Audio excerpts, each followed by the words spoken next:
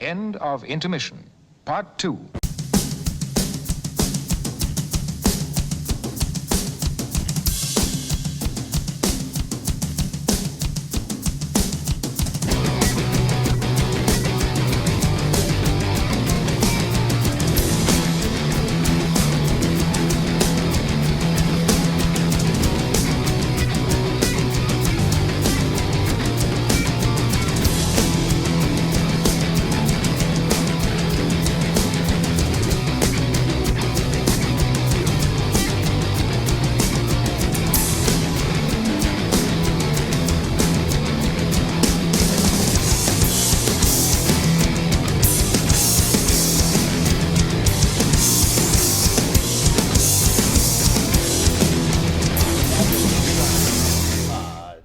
Split up the kindling, and that's a special fire starter. It's called the Union.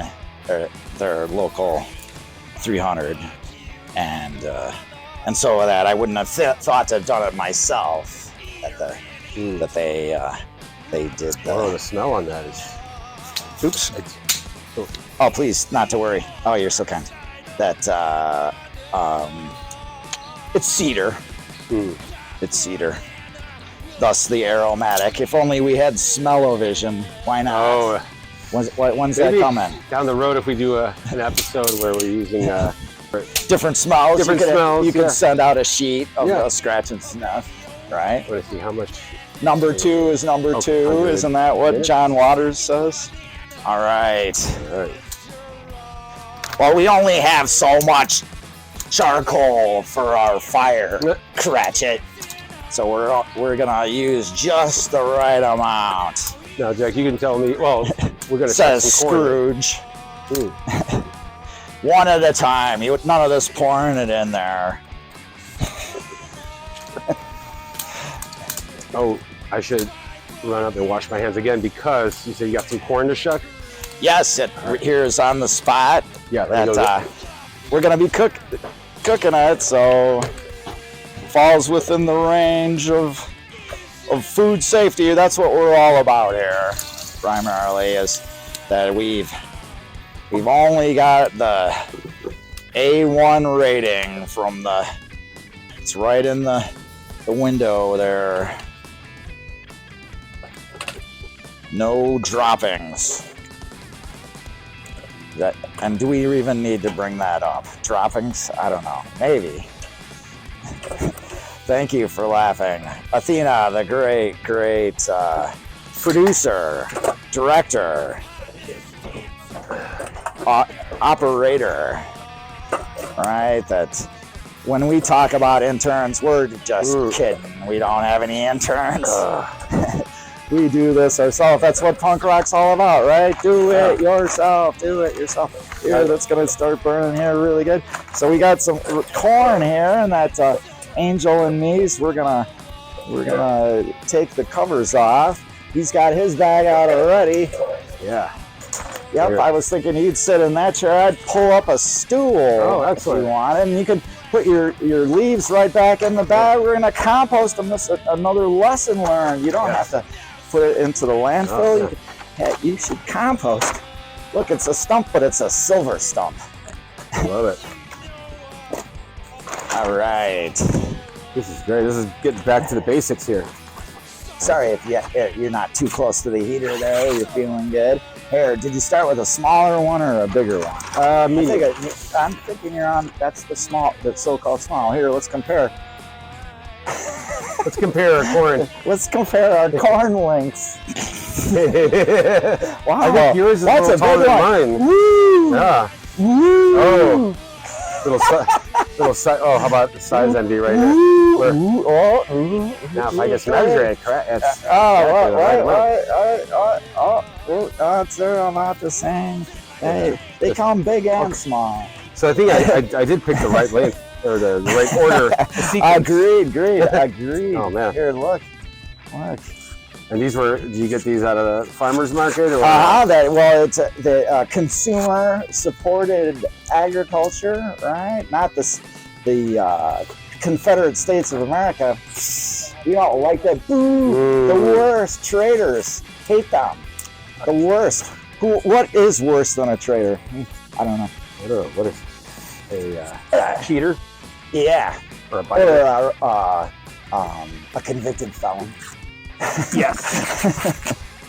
Well, we're not going to get into that. Careful. Yeah, Barb said I should have a badge on. She suggested vote.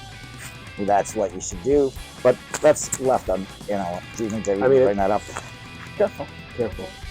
It also ties in with, especially in our user senior work, with have a careful Christmas, which when you were talking earlier about COVID and how we managed to have a very busy COVID time. Managed to produce 2 records. Whoa. Perfect. No thing. We took a long break from live performances because, people couldn't go out. That was good. And the Christmas record, it was some of the great feeling. Yeah. We did it, in case no one knows this, you don't actually do it at Christmas time. You do it before Christmas. Yeah.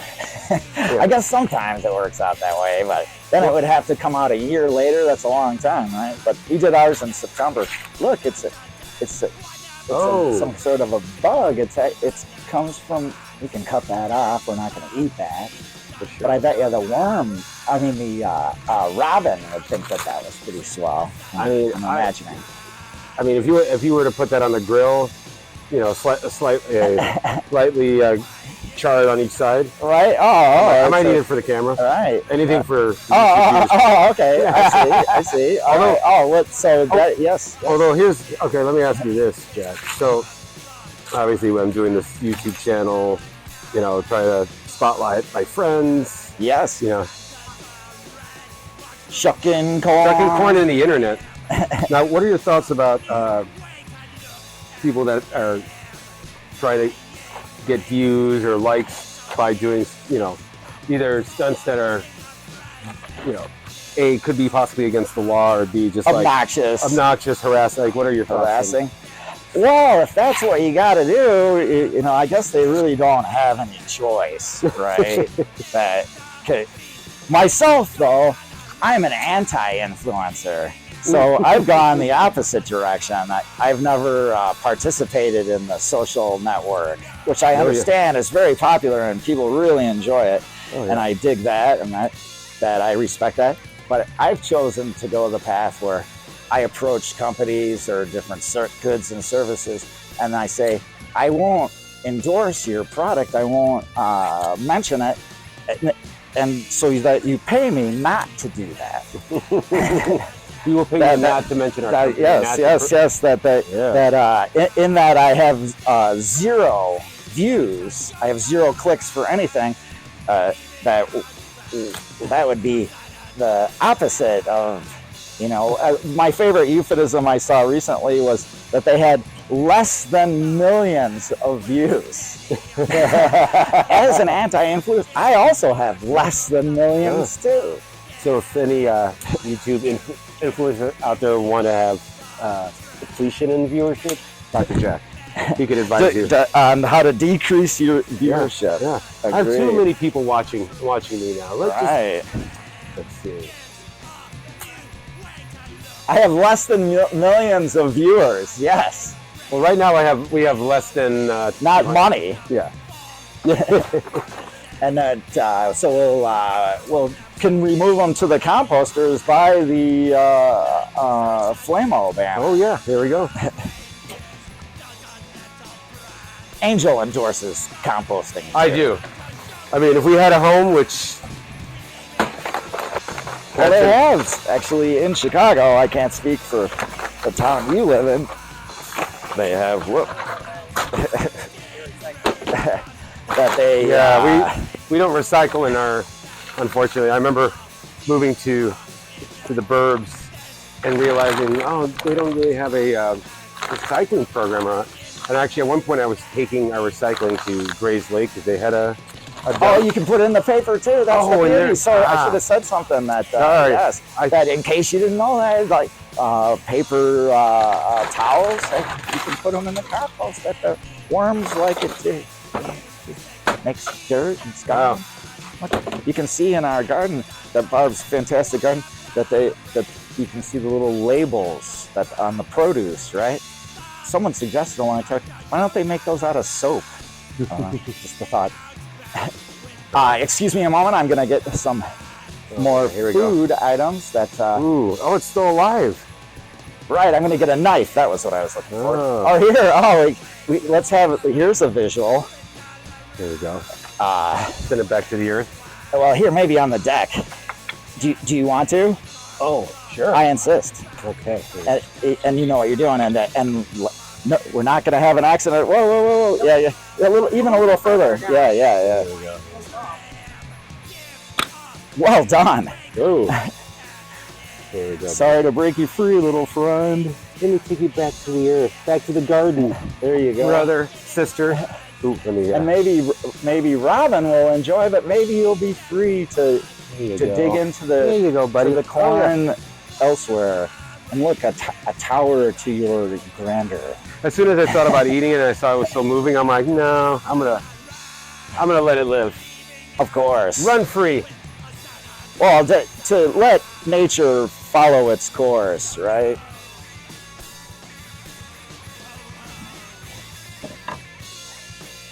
Wait. All right. Yeah, sure. There we go.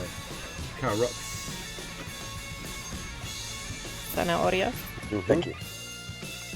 There we go. Here, Jack. Oh, thanks so much for your assistance. Those look very tasty, by the way. It was like you were an intern, except for the star instead. Look, we have one of these brass cleaners. They don't recommend them because it gets little pieces of metal in there, but I say no.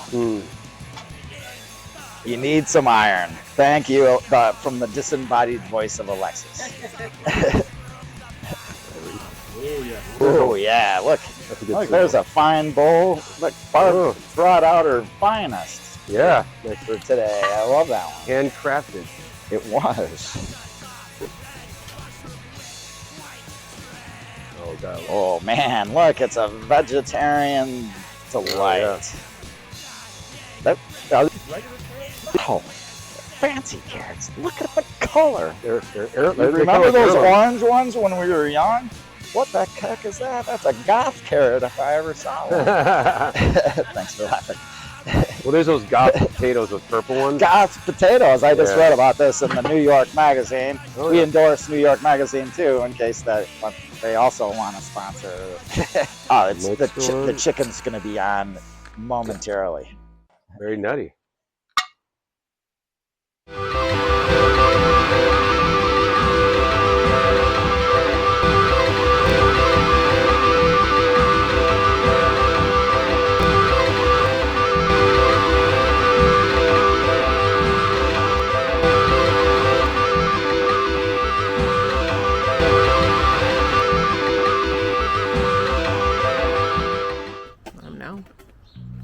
Submitted for your approval. Beautiful.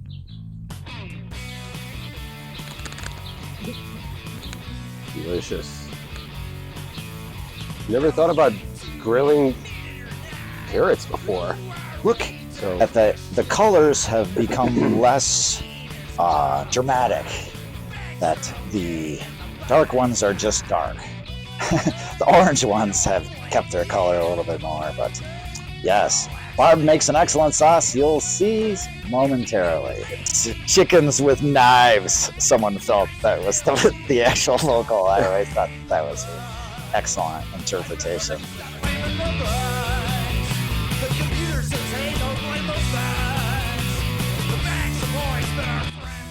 Ooh, look, it's the intern's hands now.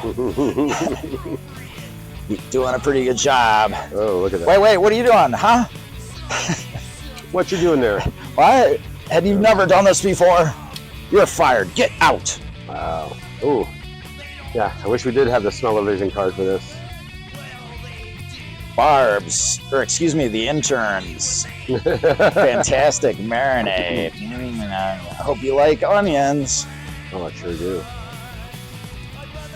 that looks good. Oh. This new bag technology, is it good or bad? Send in your comments, please. I mean, in our case, it's actually a good thing.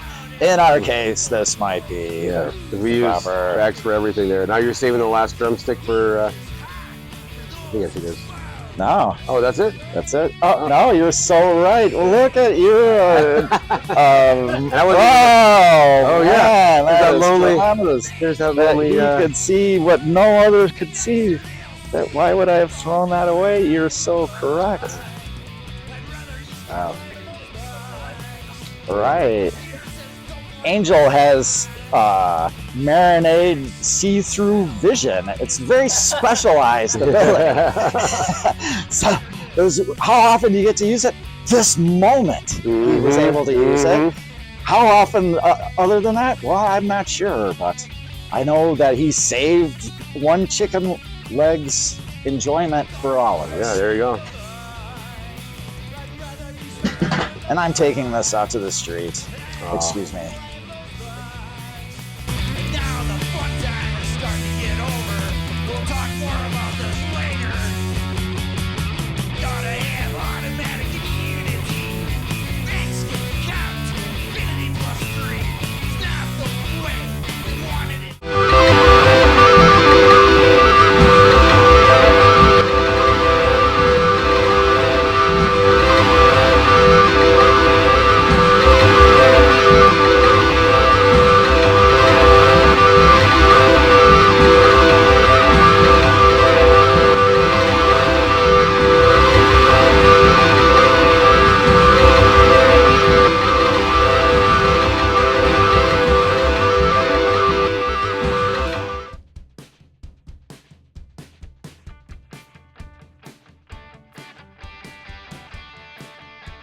So Jack, tell me the... Well, when I was in high school, thank you, Angel, that would have been from 1976 to 1980, if you can imagine this. Nearly 50 years ago, I was at that age, 45.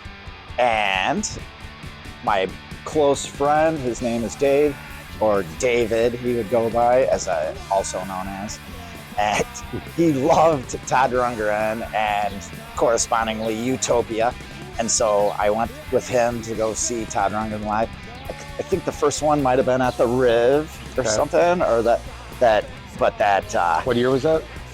It would have been in 78 or 70 into 79 and 80. You know, those, but 78 would have been the first one. And I thought, I don't really like it. The music, that is. Light show and stuff like that. It was so cool. And then the next time he got me a ticket, so okay, I'll go. And then I got to see the Auditorium Theater, the beautiful Auditorium Theater, the Louis Sullivan masterpiece associated with Roosevelt College. Go there if you have whatever show. It's the most beautiful backstage. It's like at the Opera House. It's a tremendous thing. But the music was distracting. I'm not a big Utopia fan. And then the next time, I think it was at the Grata Theater, and the Grata again is gone. They tore it down for whatever, something stupid. And Loyola, right? They control the colleges. And but it was New Year's Eve, and Mrs. Geezer's not listening. And that I was 17 years old. There was a young lady. We were kind of smooching and stuff. It was New Year's. It was really great, except for the music was so distracting. The Todd Rundgren and Utopia, and they had the fancy drums and the shape. It's pretty good visually and stuff, and they always light show and stuff. The music, it's just not for me. That's my problem. Todd seems like a cool guy, right? He produced the first Dallas record. Enough said. I remember when you told me that, I immediately got envious because I'm like, well, some people like it, and that I missed my opportunity. Too stupid. No. I mean, it's obviously, I definitely enjoyed Todd, but if you would have asked me, I don't know, my 17-year-old self, like, hey, you're going to be really into Todd Rundgren and Utopia. And then for the final 5th time, it was 5 times. I'm missing one of them. But it was at the Northern Illinois University, DeKalb, Illinois, far west of Chicago, right? 45 or an hour or something. I've been there. And he played, and it was chairs. It was some, university board event. And that was it. That would have been like the spring of 1980. Would have been the last time. So you were which I was also lucky at that very same time. I got to see the Ramones for the first time. St. Patrick's Day, University of Illinois at their sweet shop. Saw someone throwing up green. I've never seen that before. appropriate. And that I remember that just how it really was so fantastic, really enjoyable. And saw Iggy and his band touring for Soldier with Glenn Matlock, and this, again, spring of 1980 at the Riviera Theater. They used to have seats. It was more of a movie, opera house kind of a thing. Yeah. And really, Dead Boys warmed up. Oh, wow. That's, what can you say? Yeah. As a 17-year-old, I was a very lucky young man. I had the chance, privileged, lived in a wealthy suburb. I was a lucky person. Yeah. Now, was there a show that you went to that inspired you to be a performer, be on stage? That's a great question. I thought that all the performers there was something magic that I didn't have access to, right? Yeah. And then January 1992, a good friend, Joe Geezer, he asked me, let's have a band, let's put together a band. And I had never thought about it. And I'd be the singer. Okay. And right away, we practiced the first day. 28 days later, we had our first show and one original song, on all covers. We were able to play for 30 minutes and stuff. Where was that first show at? In the basement here. Oh, okay. Oh, so Yes. which is big. 28 days later, I practiced on a Saturday night and had all these different bass players until finally we had this one guy. I'm not going to even mention his name, but that was all in the past. The Geezer's boring. Yeah. Geezer Senior, on the other hand, are extremely exciting, thanks to our great friend Rachel here. It's all a combination of all what we bring. Yeah. Get off the boat. Absolutely goddamn right. No, unless you wanna Absolutely gosh darn right. Not unless you want to go to the bathroom. This sure shooting is one bizarre scene. Let's check it out. No, man, never get out of the car. Never get out of the car. Absolutely gosh darn right.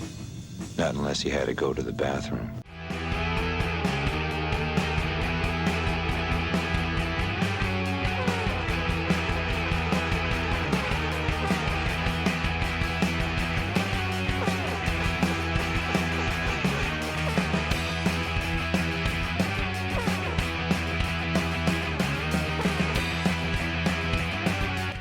Oh, look at this.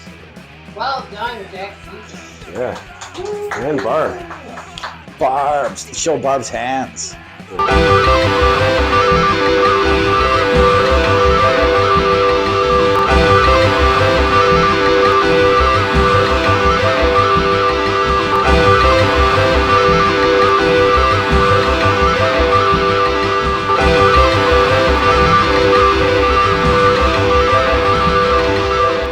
Wow, so we got corn, grilled carrots, we got kale, and then of course, Sorry, chickens. sorry chickens, but you guys look really good. So She knows things we don't. She's independent. And she's crafty with crafts. Which called? Which called? Which called?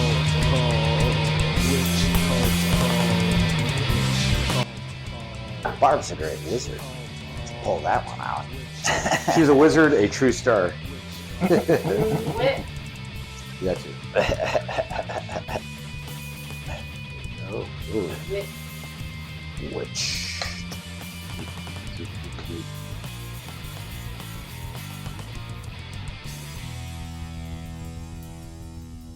I feel that chickens have rights. Chickens have rights. Chickens have rights. We feel that chickens have rights. Chickens have rights. Chickens have rights.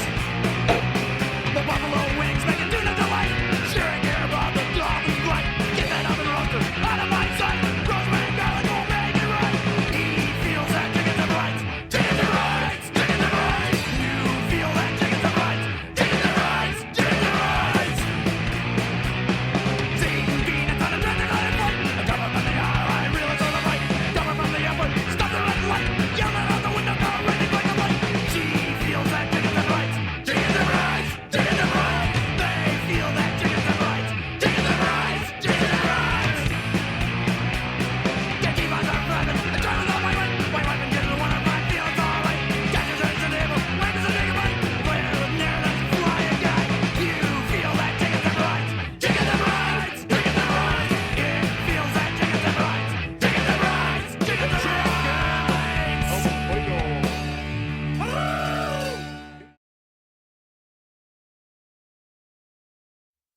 Yo!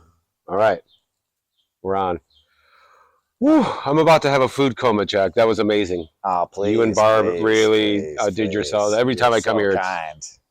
in your beautiful home, surrounded by all your handcrafted everything, and then, enjoying this lovely late lunch in your beautiful garden. So thank you for having us.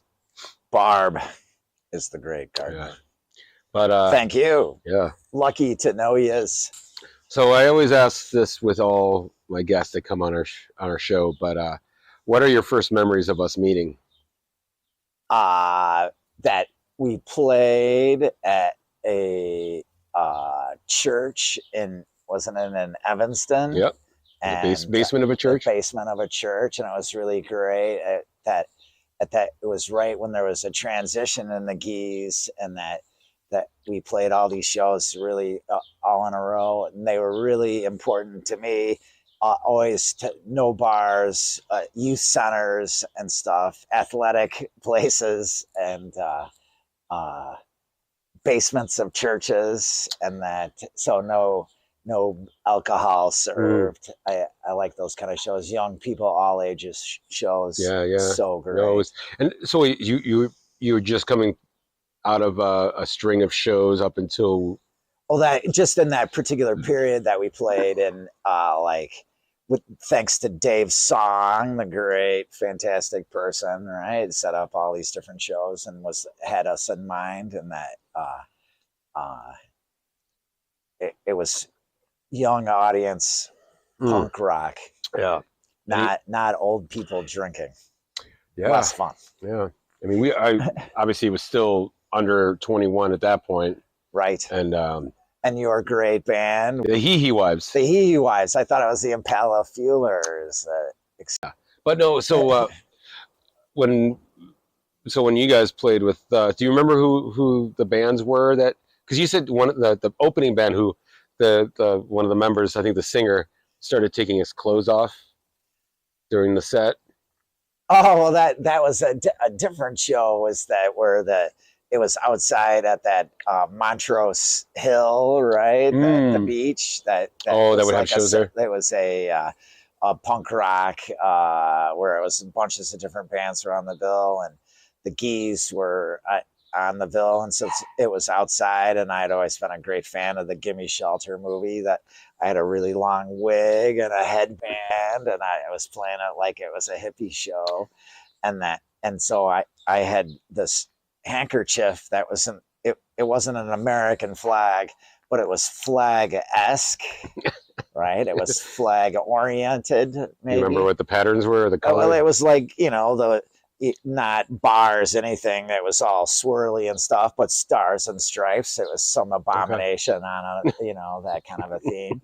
And so I produced it, and I was, at the time, this was in 1995, that there was the whole thing with the flag desecration. They wanted to make it be a federal offense and change the Constitution, and so I left it to the audience. Is it be desecration? And so then these people all got out their lighters and all, and then out of the blue, this guy appears, and he's naked, and he's tripping, and so it is like Altamont completely, right? And if you look at the Gimme Shelter movie, that it's because of naked tripping people that the bad things happen. If you just look at the evidence a little bit, but at any rate, not to blame the victim. And he appears out of nowhere, and that he proceeds to urinate on this flag-like thing. Oh, and that show Geese part over.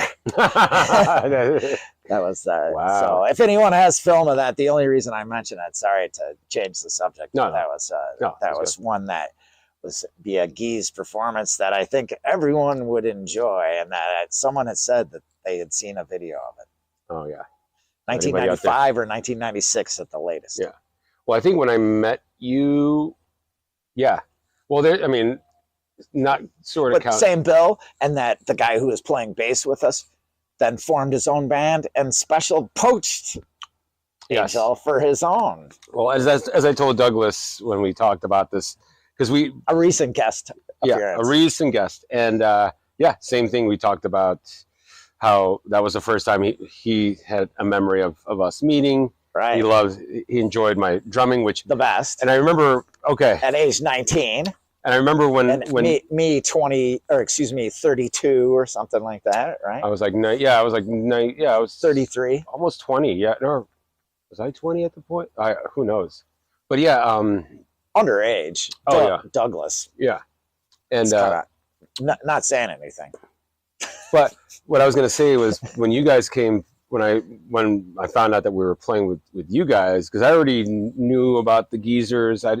I know we had played a show together at Joey Vindictive's birthday party at his house. It's a good point, right? But we didn't speak or anything. No, we never. Each other. And that was a complete clusterfuck. We didn't have a drummer, and that the guy who played was in one of those famous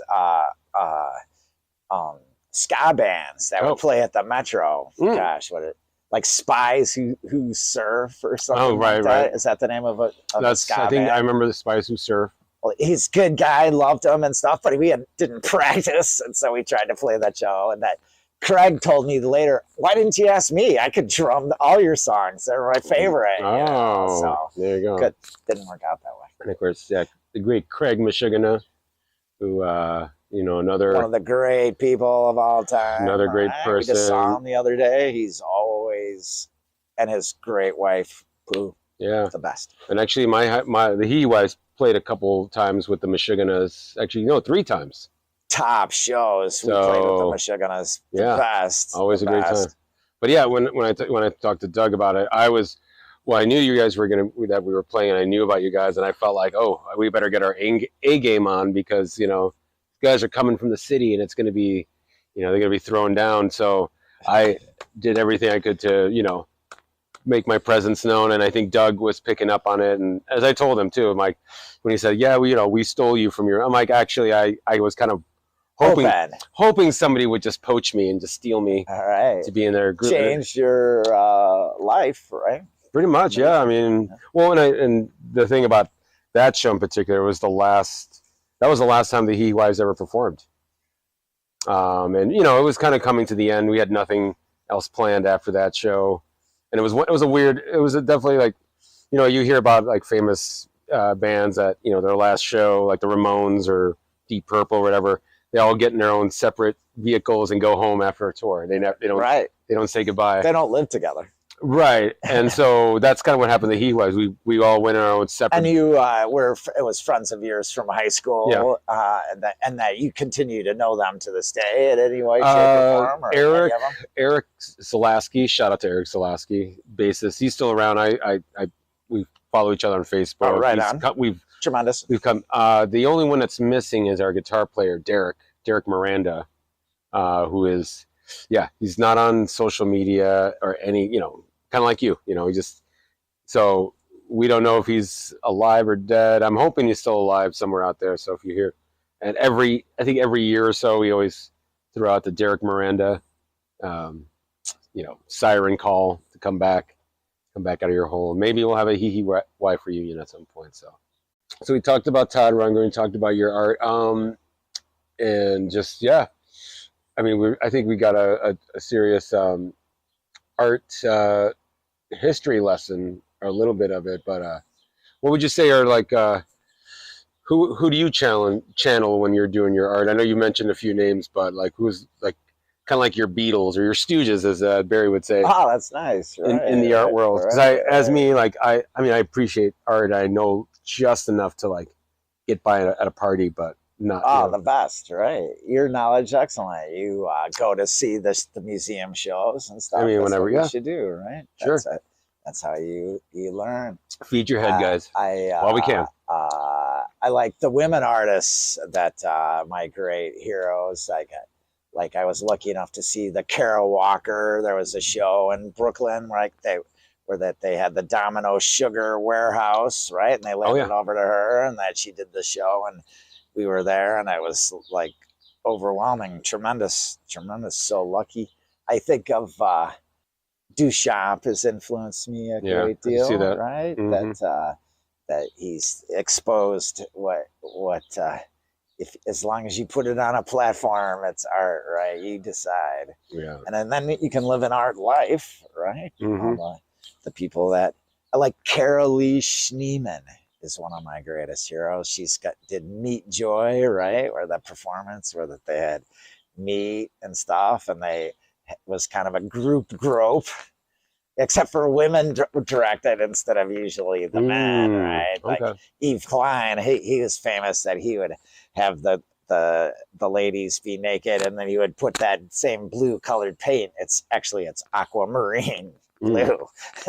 Sorry to break it to anyone, but he patented it, right? Yves Klein. It's called Yves Klein Blue. He's a great person. That he would put paint on the ladies and they'd roll around on the canvas. Instant art, right? That's it. Yeah. He was the first to do that. Sort of an off Fluxus, off Yoko. Right.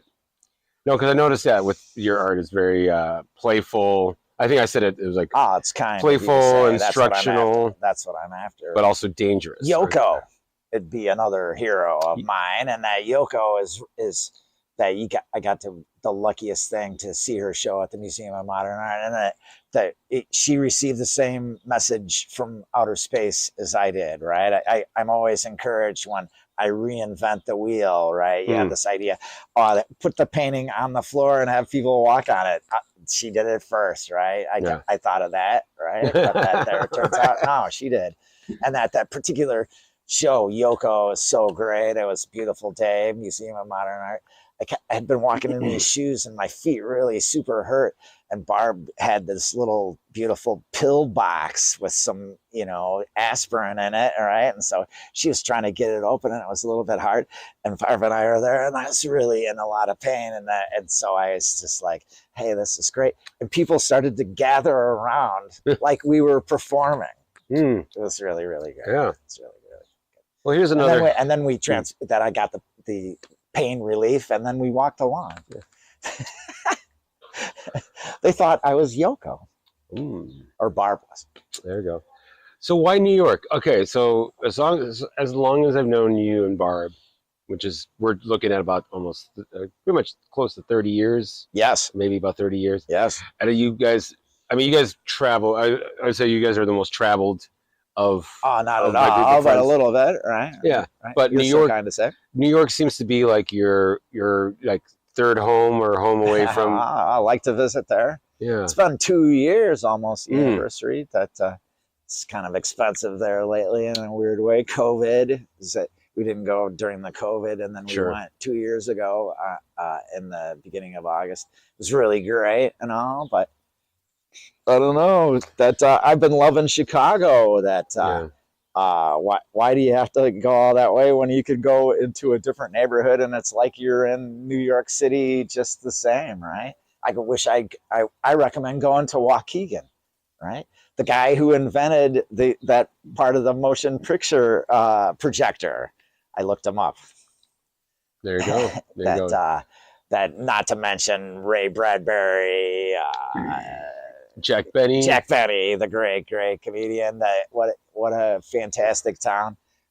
Be proud, right? Yeah. Chicago, the guy. What is it? The Oz guy and Disney. It's the greatest children. There's no memorial. There's not even like a brass plaque, right? I love that. Chicago. Yeah, welcome.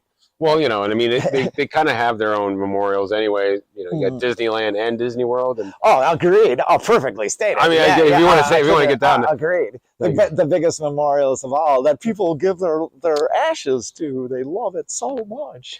Now, here's the thing too. Mouse themed parks. Yeah. Now, are you a Disney? were you more into Disney, or were you into like Tom and Jerry? I was the luckiest young person. I was just missed out on all these different things. My parents apparently were anti-Disney because none whatsoever. Okay. None. And so when my friends had it, I thought it was kind of a little bit, I don't know, softer edge. Can I say that? As opposed to if you liked Warner Brothers, Bugs, it was the real stuff, right?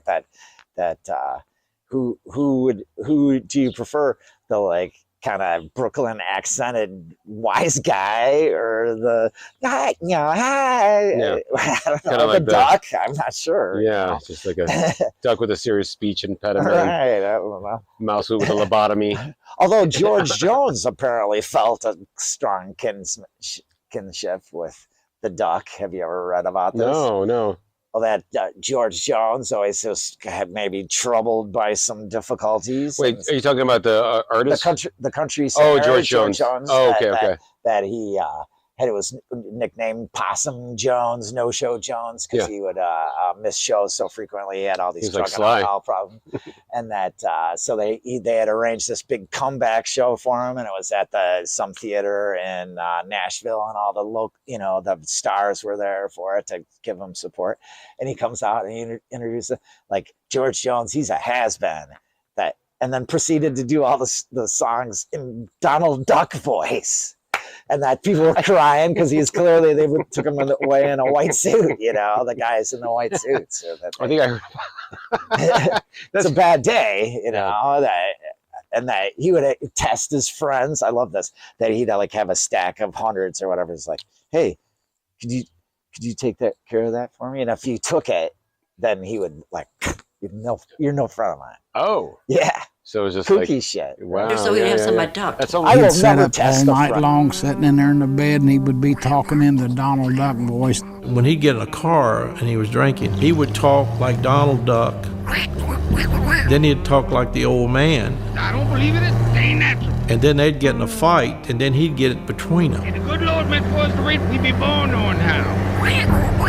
And he wouldn't be paying no attention where he was going. George had a lot of reps.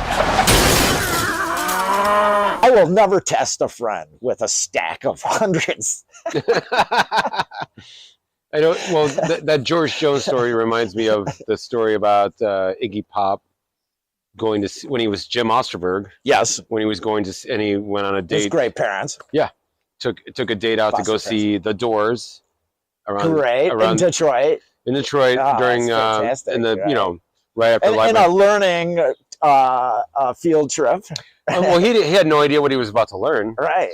But Jim Morrison, he was, they were playing to a bunch of it was like a college, it was like a, I don't know, homecoming college event, and everyone was in their fineries, and then the Doors played, and Jim was so wasted, and he started singing like Betty Boop, like every song he was singing like Betty. So, and apparently that blew Iggy's mind, or Jim's mind, I should say. Right. And then that's kind of what made him slowly it was probably in Ann Arbor, potentially. Oh, yeah, it could be Ann Arbor, Detroit, yeah. Fantastic. Yeah, there you Love go. that. Love that. Iggy, what a great Saggy, I think we call him now, isn't it? Oh, what? I didn't say that. I know. He just because he got sagged doesn't mean he can't swagger like he used to. Oh, well, responded to. I just came out. See, Jack, you inspire me. Oh, please. Whenever we get together. I'm just a mirror reflecting back. I'll be your mirror.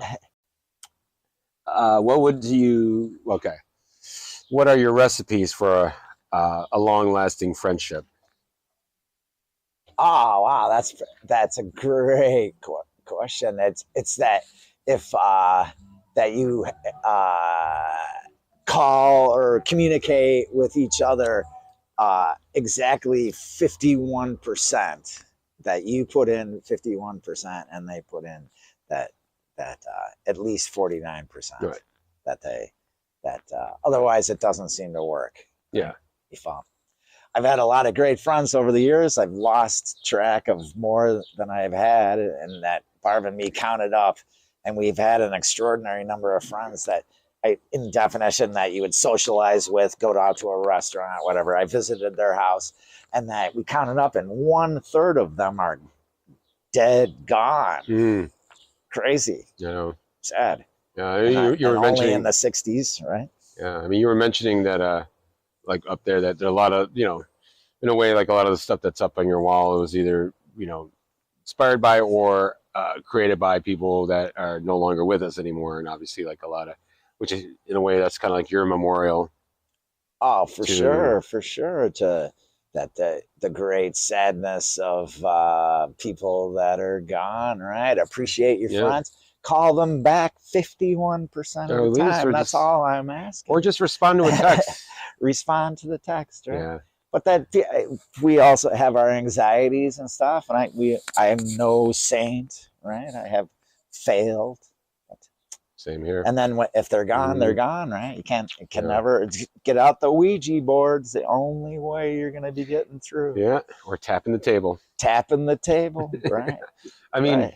They visit me in my dreams sometimes. It's happened.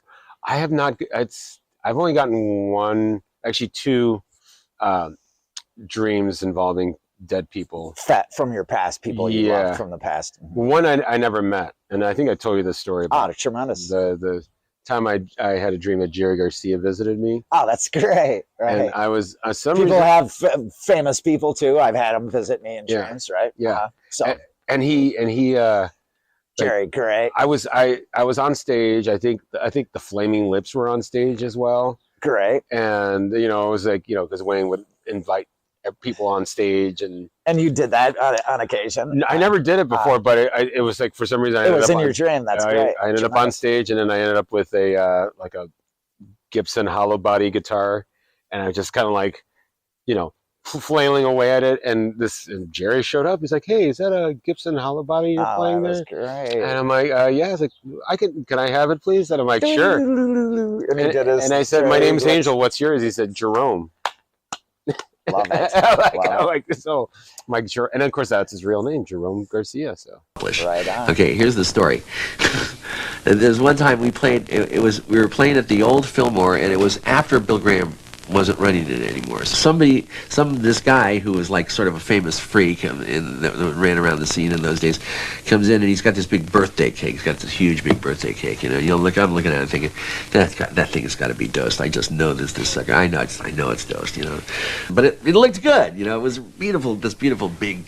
So I thought, I'll just take a little of the frosting here. Just somebody comes in and says, yeah, we put about 800 hits of acid in that frosting, and I go, oh God, oh Jesus Christ, I'm gonna be totally fucking wiped out with this. And so I'm sitting there and I'm waiting to play, and we're going later. It gets getting later and later and later, and I'm coming on. Now I'm going on like the place is swimming, and I start to overhear people, and I'm going off in this paranoid space. I'm thinking, God, this place is full of mafia guys, and they're all trying to kill me, It's like everybody is armed to the teeth. They're all trying to kill me, okay? So I'm waiting there to go on, oh, shit, this is it. This is my last night on Earth, I'm convinced of this now. Still in this psychedelic roar, And so we're going down on stage, to go play, and I'm going out there and I'm thinking, oh, God, Jesus, what have I done to deserve this? I'm going to go out there and play, and they're gonna fucking kill me, So the only thing I could think of to do was I said, okay, I'm just gonna play for my life. I'm gonna play for my life. That's what I'm gonna do, And so I played for my life, and they let me live. Ever since then, ever since then I thought that works, for me, is to play for my life, when I forget what I'm doing or why I'm doing it, I play for my life. Now, okay, so yeah, and I think that's the thing I enjoy about you, is that obviously, you were maybe the face of punk rock for a time, but the fact that compared to most punk rockers, and dare I say punk rockers of your age, right, who still keep it, like Waddy from The Exploited, still keeping the mohawk and the punk attitude, but on the other hand, there is that, but then you're rounding it out with art and culture, and just and obviously coming in at from a much more thought out process. I mean, like, you're kind of saying, was that something that like people have to have their image, right? Mm-hmm. And that certainly costuming works, right? I'm wearing one right now. Yeah. And I'm slightly in disguise, right? Yeah. I've worn this the entire time. No, you haven't. Yeah, haven't broken it. You're consistent on that. I love it. Yeah. Right. That I see that the Fat Mike is retiring too. They had a full page in the New York Times style section. That kind of made me laugh. I say they made it onto the New York Times, the styles. And that he's got his, it's slightly a faux hawk, right? Ever so slightly. It's not shaved completely on the sides, a little bit. I don't know, pretty mohawkish and all. Yeah. But that he was making it off like he was, ancient. But I got a couple of years on him, Yeah, and we're still active. I mean, that he might have chosen to. That he's got his punk rock museum in Las Vegas, right? That's his operation. I was unaware of this. That story, right. And so that better him than someone else is my opinion. I mean, I know got some flack from Oh, that's all right. Okay? Yes. Oh, there we go. That's okay. Jack can fix that. Sorry for it's an experimental chair. I used just the scraps. I wung it on the spot, right? So, but yeah, I guess that's interesting about the museum. But yeah, I guess I asked because, yeah, I mean, I think that was one. The idea to commodify punk rock, it's a weird thing, right? Yeah, that at the museum, from what I read, right when it started, they had all these different kind of interesting people that were your guides, right? Well, they would have like I think Des Cadena from Black Flag spent a few days doing tours. Des, I mean, does he have are those real, the pointy ears? I saw him play with Jerry only version. It was like the Misfits when he was that version of the Misfits. And it was with Robo, so it's like that. It was half of a weird version of Black Flag. But then also the Misfits too, because Robo played with the Misfits. Agreed. Yeah, so agreed. It was really Robo, and it was at the very first Riot Fest. And it was at the Congress Theater, so we had to walk, 250 feet to get to the door. Yep. And that it was one of the first times since again, very lucky in my young days, the summer of 1988. Barb, my wife, great. We went to see Megadeth at the amphitheater. Oh yeah, excuse me, at the Aragon in May. And then in August, I saw Danzig and Slayer. So August of 1988. Pretty good shows. Now, speaking of shows, the one that you always often reference, and maybe you could share with our television neighbors, the Public Enemy Riot Show, 1991. So right? it was Public Enemy, Sonic Youth, right? Just before the beginning of the Gulf War 1 or 2, rather. What number was it? I forget. It was numero uno. Well, it was. Yes, you're right. It was the. Well, first. It was Desert. It was Operation Desert Forest, and then Desert Shield. Right. And so all the people were exiting the show after they got all pumped up. And so these anti-war demonstrators, they decided to block Lawrence Avenue right out front of the Aragon Ballroom as everyone was exiting. And then you got to see the police came in and they right away wailed on them. They maybe overreacted, I don't know. It's up to the viewer. And what I saw was that it was going to be a riot. And so I kept moving backwards. I was with Barb, and that we kept moving backwards. It was super great. And the force, you could feel it. It was, happening, and that we just kept walking. And then finally we got far enough away, and then we just turned around and we walked up to the bus, and we took the bus home. And we had a party afterwards. So okay.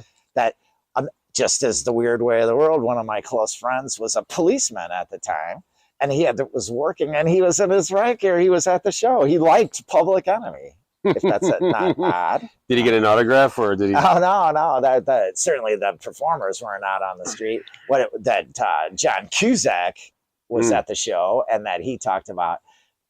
He was up in the backstage, and so he was looking out as it went down. He saw it exactly from the premier view, and he wrote a op-ed for the Chicago Tribune, as I recall, saying not a good show on the part of the Chicago police, but who are we to judge? I don't think I've ever been to a show that's ended in a riot or.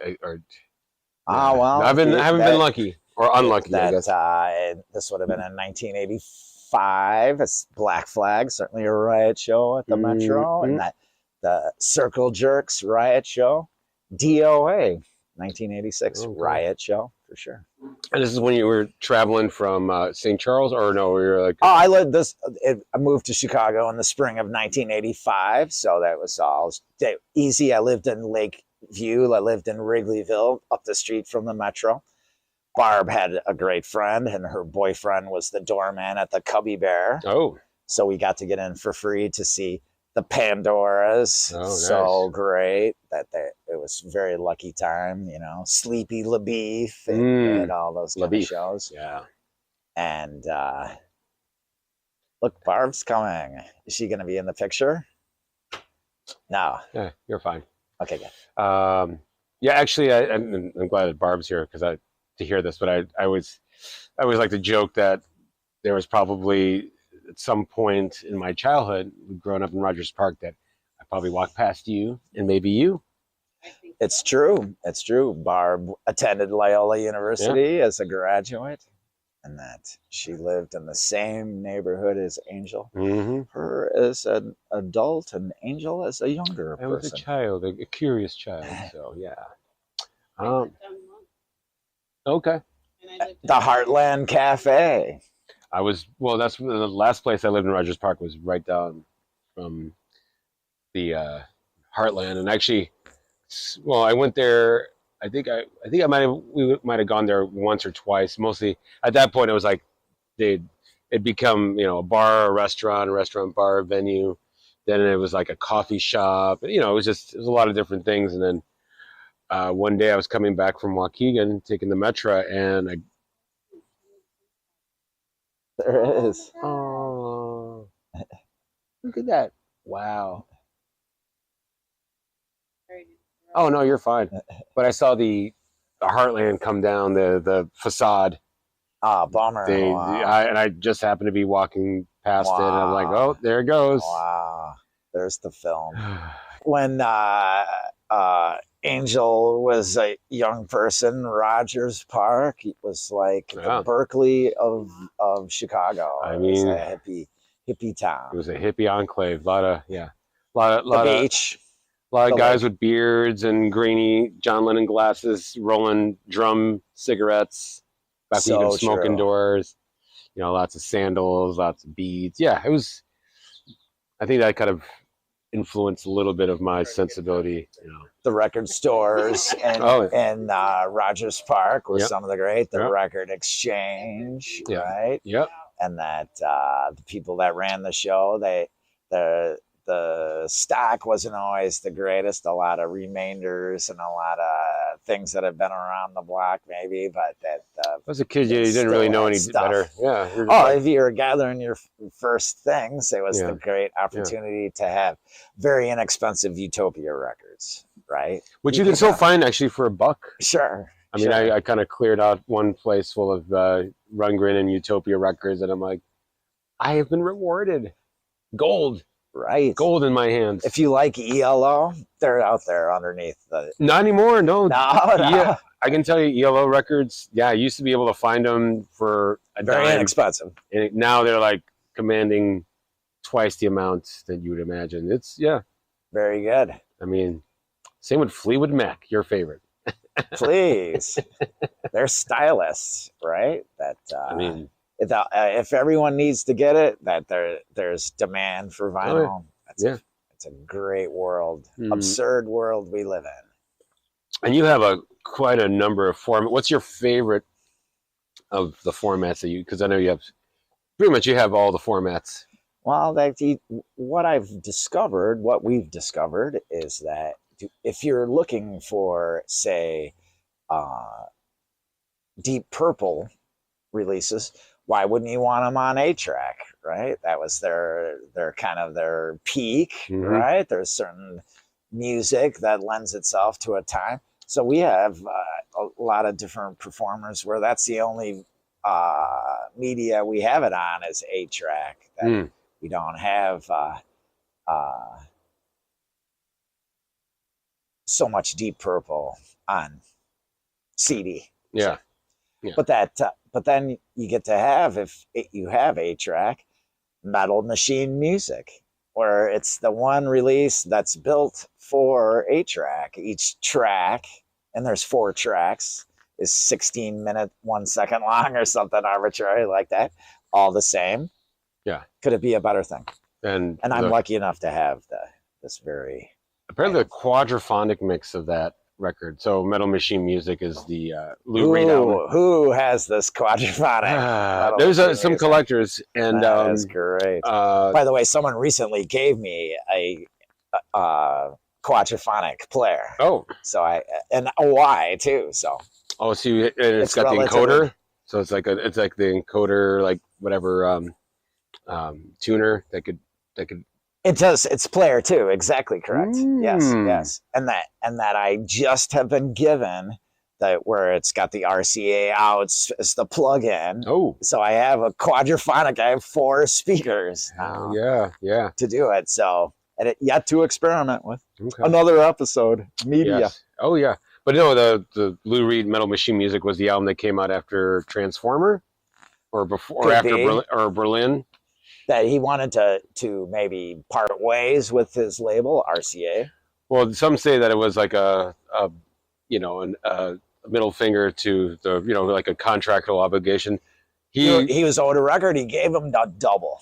Enjoy. But he said he took that as seriously as he did his other records. Well, that's what he says in retrospect. Let's all listen together. We'll have a listening party with Metal Machine Music. I've heard a lot of things said about that record. It always makes me fun.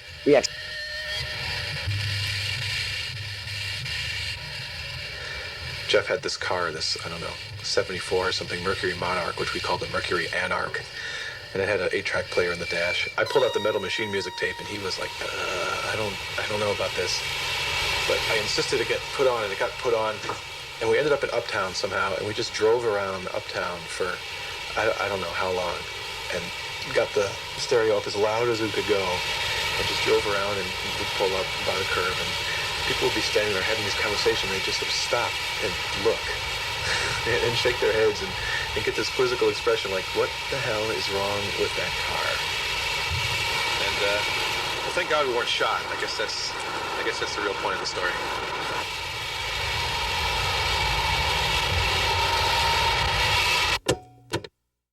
So I'm going to throw another question from my stack of questions. Oh, excellent, by the way. Thanks. Oh, yeah. No, of course. What would you tell your 18-year-old self now? Another great question.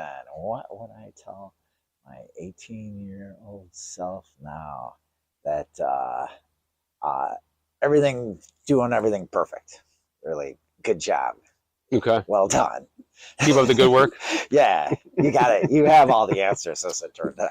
See, I wish somebody would have said that to me. Hey, you know what? Stop stressing. You're doing great. Yeah. Keep going. You really got me outdone almost on a lot of things. Okay. What's your first? Okay, I know we've talked a lot about music, but what are your?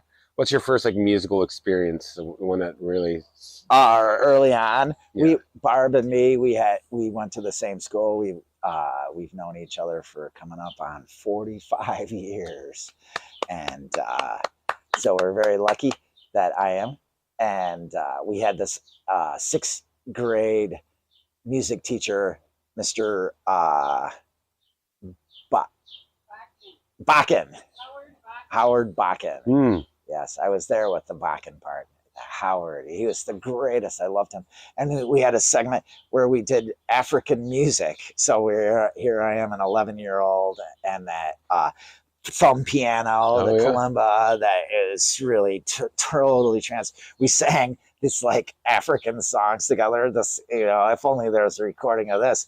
And that this would have been, I was in 6th grade, so I was 11, so it was 1973 that he would have us sing When I'm 64 and Eleanor Rigby. And so crazy, When I'm 64, when you're 11 years old, it's such a wacky song, right? And then 2 years, I'll be able to have a new appreciation. What? Right? Okay. See, when you're saying, throwing numbers like that, I'm like, I think of you as ageless. Oh, So, jeez. yeah. Please, just No, a mirror reflecting back. I mean, so my last question, and I guess this is an extension of my previous question about what your ingredients of a long-lasting friendship. What are your secrets of a long-lasting marriage? You and Barb have been together over 30 years. Coming up in September, yes. Thank you. Not to And- exaggerate, but yeah. yes, and again, I might have mentioned that I've known Barb.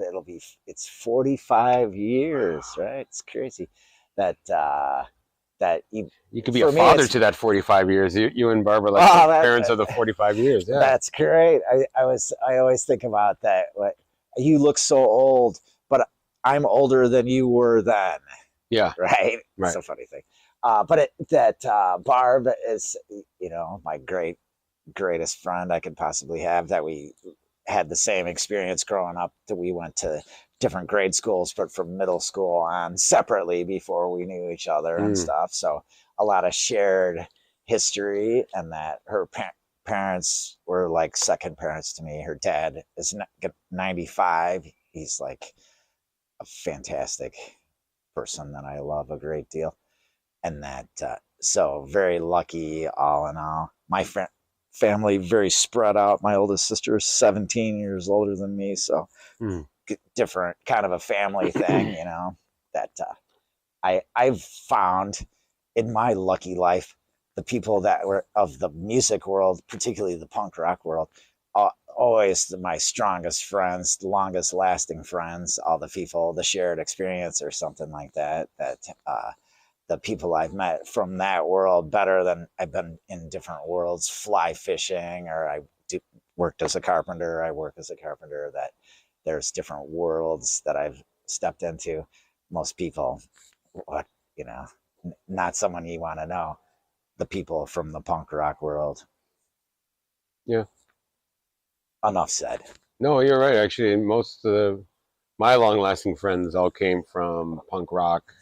I mean, obviously, some of them stuck with it. Others just, evolved into, having a regular life. Punk rock, but still enthusiastic. That the different rock worlds seem to be more like a competition or something like that. In a weird way, indie bands and stuff that play. Yeah, no, I think that's the key. Yeah. All right. That's all I have. Any last words? Oh, thanks so much for coming. Oh, thank you. Lucky. The 3 A's. I'm the luckiest person, Barb and me, I can speak for. That coming to know you all. And good TV. I mean, this will be very fun TV. And as I've always said too, the day that I got the notice that you guys were in need of a drummer, I never had. I didn't even hesitate. I was a lucky person. I've been lucky all my life. I was actually in New Orleans at a famous oyster restaurant. I was eating oysters as like some kind of kooky bourgeois person, and I have a phone. This was the earliest part of my life. I had a regular kind of a phone, 2015, and that Christmas time, and that. There was the call from you. It made my night, made my whole trip. To be honest, there was some, could we even say, sense of loss of the old drummer confused me greatly. That the person has, of course, rehabilitated his mind. But at the moment, he could think that the old drummer, who was someone that didn't have anyone's best interest in mind, to then have the greatest of all. I mean, I just do my job. I'm just back there playing drums. So thank you. And the luckiest. And we're going on 9 years. 9 years it will be. So stay tuned for the 10th anniversary. Thank you, Jack. Please. Thank you for having us. And that's dreamy. Show's over. The tape's off. Not yet. We got to give a hug. Oh, for the camera. Great. Oh, I almost went out of costume for a moment. Yeah. Here we go. You'll probably hear the microphones rustle. That's great. Right. That's the truth. Perfection. Right. Thank you for joining us. See you next time.